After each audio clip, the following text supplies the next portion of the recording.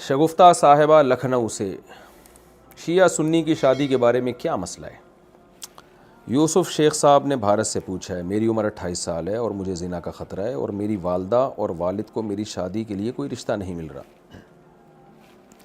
اس لیے میرا ایک رشتہ ہے جو میری خالہ کی طرف سے ہے، لیکن مسئلہ یہ ہے کہ میری خالہ نے ایک غیر مذہب کے شخص سے شادی کی اور ان کی ایک بیٹی ہے اور وہ مجھ سے شادی کرنا چاہتی ہے۔ خالو کی بیٹی نماز روزہ اور قرآن پڑھنے والی ہے۔ دراصل خالہ اور خالو نے مکمل طور پر اسلام قبول کرنے کا فیصلہ کر لیا ہے، لیکن میرے چچا نے شادی سے سختی سے منع کر دیا ہے، کیونکہ ان کا کہنا ہے کہ میرے خالو اور خالہ نے اسلام کا استعمال صرف اپنی بیٹی کی شادی کے لیے کیا ہے، تو کیا مجھے یہ رشتہ کرنا چاہیے یا نہیں کرنا چاہیے؟ دیکھیں، آپ کی خالہ نے غیر مذہب کے شخص سے جب شادی کی ہے تو وہ شادی ہوئی نہیں ہے شرعی طور پر، یعنی غیر مسلم سے اگر شادی کی ہے تو مسلم عورت کا غیر مسلم سے نکاح نہیں ہوتا۔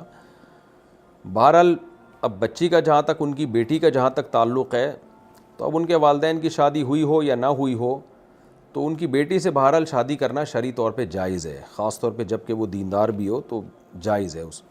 اب یہ آپ کا مسئلہ ہے کہ آپ اس سے کرنا چاہتے ہیں کہ نہیں کرنا چاہتے، کہ ان کے ماں باپ کا نکاح ہی شرعی طور پہ ٹھیک نہیں تھا، اور اس بحث میں اب پڑھنے کی ضرورت نہیں ہے کہ وہ بیٹی کی شادی کے لیے اسلام قبول کر رہے ہیں، ان کو اسلام قبول کرنے دیں اور ان کا نکاح بھی پھر ان سے کہیں دوبارہ کریں، آپ تجدید نکاح کریں اسلام قبول کرنے کے بعد۔ تو اب اس بحث میں پڑھنا کہ وہ بچی کی شادی کی خاطر اسلام قبول کر رہے ہیں، اس بحث میں پڑھنے کا کوئی فائدہ ہے نہیں، تو وہ جو بھی کر رہے ہیں وہ ان کا اللہ کا معاملہ ہے۔ بہرحال میں تو صرف شرعی مسئلہ بتا سکتا ہوں کہ آپ کے لیے اس لڑکی سے شادی کرنا جائز ہے۔ محمد حسین پشاور سے، میں اپنی کزن سے فون پر بات کرتا تھا اور کچھ ملاقاتیں بھی ہوئی تھیں جس پر میں بہت پشیمان ہوں اور میں نے توبہ بھی کر لی ہے۔ میں اس سے شادی کرنا چاہتا تھا، لیکن کچھ ایسی باتیں ہمارے اور ان کے گھر والوں کے بیچ میں ہوئیں کہ ہمارا رشتہ ہونا ناممکن ہو گیا۔ جب مجھے پتہ چلا کہ یہ رشتہ نہیں ہو سکتا تو میں نے اس سے رابطہ چھوڑ دیا۔ ماشاءاللہ بھائی، اب اس کو جب بھی موقع ملتا ہے تو مجھے تانے دیتی ہے کہ تم ٹائم پاس کر رہے تھے، ہمارے گھر کے بچے ان کے گھر جاتے ہیں تو ان سے بولتی ہے کہ وہ جھوٹا ہے۔ اب میں نے توبہ بھی کر لی ہے، لیکن پھر بھی کبھی کبھی مجھے خیال آتا ہے کہ میں نے اس کا دل توڑا ہے، میں نے گناہ کیا ہے۔ آپ مجھے بتائیں کیا کریں، کیا کروں؟ یا تو شادی کر لو بھائی فوراً، یا جیسے چل رہے ہو پھر بالکل تعلق ختم کر دیا، بالکل ٹھیک کیا آپ نے، ایک طرف ہو جانا چاہیے۔ تو توبہ استغفار کر لیا آپ نے، اب آپ کی جو کزن آپ کو تانے دے رہی ہے، جو مرضی کہہ رہی ہے، اس کو اگنور کریں آپ، اس سے آپ کو کوئی گناہ نہیں ہوگا انشاءاللہ۔ ہاں، شادی کرنا چاہتے ہیں تو فوراً سے پہلے شادی کر لیں، اور اگر شادی کا ارادہ ہی نہیں ہے تو بس ختم قصہ، اس کو بولنے دیں جو وہ بول رہی ہے۔ تو خالی آپ نے تو نہیں باتیں کی نا، اس نے بھی تو کی ہیں، تو آپ نے گناہ کیا، اس نے بھی گناہ کیا ہے گپیں لگا کر۔ تو لیکن بہرحال اب توبہ کر لیا، بھول جائیں اس گناہ کو، اور شادی کا آپشن تو ہر وقت ہے آپ کے پاس، کرنی ہو تو کریں، باتیں نہ شروع کر دیں کہیں شادی کی، شادی کریں ڈائریکٹ۔ اب ایسا نہ ہو پھر گھنٹہ گھنٹہ فون پہ شادی کی باتیں کرنا شروع کر دیں آپ کی، جی میں پہلے ویسی باتیں کرتا تھا اب شادی کی باتیں کروں گا۔ عثمان صاحب نے پوچھا ہے، مجھے ایک لڑکی پسند ہے لیکن وہ تھوڑی ماڈرن ٹائپ تھی، پھر اس نے توبہ کر لی، کیا میں اس سے شادی کر سکتا ہوں؟ بھائی کر سکتے ہیں شادی اگر توبہ کر لی ہے۔ ماڈرن ٹائپ بھی تھی، پوری ماڈرن بھی نہیں تھی، اور کوئی گناہ تو نہیں کر رہی تھی، وہ آپ بہتر سمجھتے ہیں، آپ کو زیادہ پتہ ہوگا۔ بہرحال اگر وہ اب نیک پرہیزگار ہے تو آپ شادی کر لیں، نہیں ہے تو نہیں کریں۔ اچھا بھائی، کشمور سے کسی نے پوچھا، میں اور میری کزن ایک دوسرے سے محبت کرتے ہیں، وہ حافظہ بھی بن رہی ہے، پردہ بھی کرتی ہے، اخلاق بھی اچھے ہیں۔ ابھی تو بھائی سب کچھ ہی اچھا لگے گا کیونکہ آپ کو محبت ہوئی بھی ہے، لیکن مجھے وہم ہوتا ہے کہ کہیں وہ خراب نہ ہو، عجیب عجیب خیالات آتے ہیں۔ آپ خود بتا رہے ہیں آپ کو وہم ہوتا ہے نا، تو یہ وہم کی بیماری ہے۔ اس ٹینشن سے دماغ پھٹا جا رہا ہے، ہم نے ایک دوسرے سے محبت کا اظہار بھی کر دیا ہے، مجھے ایسا لگتا ہے کہ شریف لڑکیاں تو محبت نہیں کرتیں، لہذا کہیں یہ خراب تو نہیں ہے، پریشان ہوں، میری رہنمائی فرمائیں۔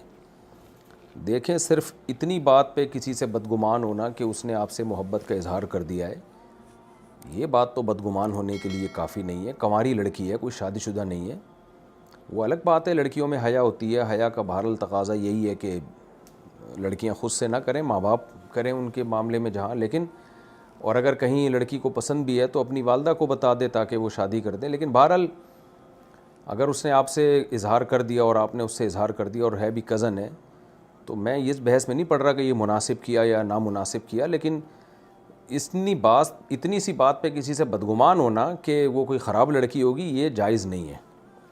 تو ویسے آپ کو کوئی اعتراض ہے تو الگ بات ہے، لیکن اتنی بات پہ آپ بدگمان نہ ہو، آپ اس سے شادی کر لیں، کیونکہ نبی صلی اللہ علیہ وسلم نے ارشاد فرمایا، صحیح حدیث ہے، لن ترى للمتحابین مثل النکاح، دو محبت کرنے والوں میں نکاح سے بہتر کوئی حل نہیں ہے۔ تو اگر اس کو آپ سے محبت ہے، آپ کو اس سے محبت ہے، تو آپ اس سے شادی کر لیں، پیغام بھیج دیں، اور یہ دماغ جو آپ کا خراب ہو رہا ہے، یہ دماغ کو ٹھیک کر لیں آپ۔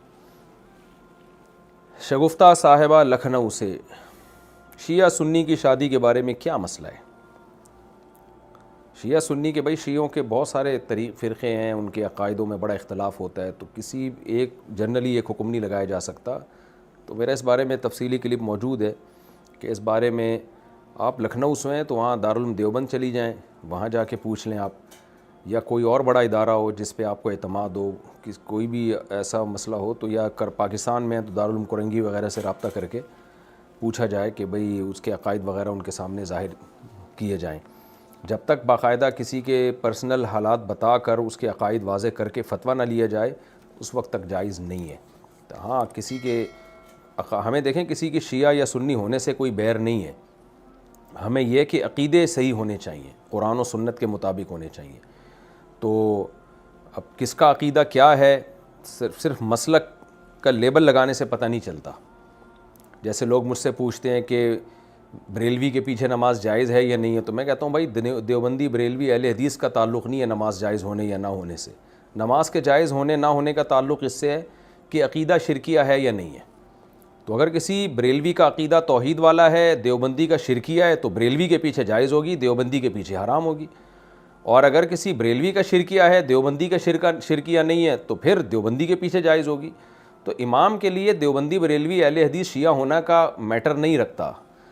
تو میٹر یہ چیز ہے کہ آپ کو پرسنلی کسی کے عقیدے معلوم ہو، پھر بھلے وہ شیعہ کہے اپنے آپ کو، دیوبندی کہے، بریلوی کہے، ہمیں اس سے کوئی بیر نہیں ہے، کوئی مسئلہ نہیں ہے۔ عقیدہ صحیح ہونا چاہیے جو قرآن و سنت نے بتایا ہے، جو تواتر کے ساتھ ثابت ہے۔ تو اس لیے شادی میں بھی ایسا ہی ہے کہ ہمیں اس سے غرض نہیں ہے کوئی دیوبندی ہے، بریلوی ہے، اہل حدیث ہے، جو بھی اسلام کی طرف منسوب ہے، نکاح اس سے جائز ہے، بشرطے کہ اس کے عقیدے بھی اسلام ہی کے مطابق ہوں۔ تو جا کے جو ہے نا، کسی پرسنلی جب کسی کوئی بھی رشتہ آئے تو پرسنلی اس کے عقائد جا کے باقاعدہ کسی ادارے سے پوچھے، یعنی فتویٰ لیا جائے کہ جی یہ اس کے عقائد ہیں اور یہ اس پہ حلف اٹھا رہا ہے، اور اس کے بارے میں مشہور بھی یہی ہے کہ یہ اس کے عقیدے ہیں، تو کیا اس سے میرے لیے نکاح جائز ہے یا نہیں ہے، تو وہ پھر آپ کو فتویٰ دیں گے تو اس پر عمل کیا جائے۔ ایک جنرلی حکم بیان نہیں کیا جا سکتا اس میں۔ انڈیا سے کسی نے پوچھا ہے، کیا احتلام کے بعد آدھے بدن کو دھونا ضروری ہے؟ میں نے احتلام کے بعد ایسے ہی غسل کر کے نماز پڑھ لی، تو کیا میری نماز قبول نہیں ہوگی؟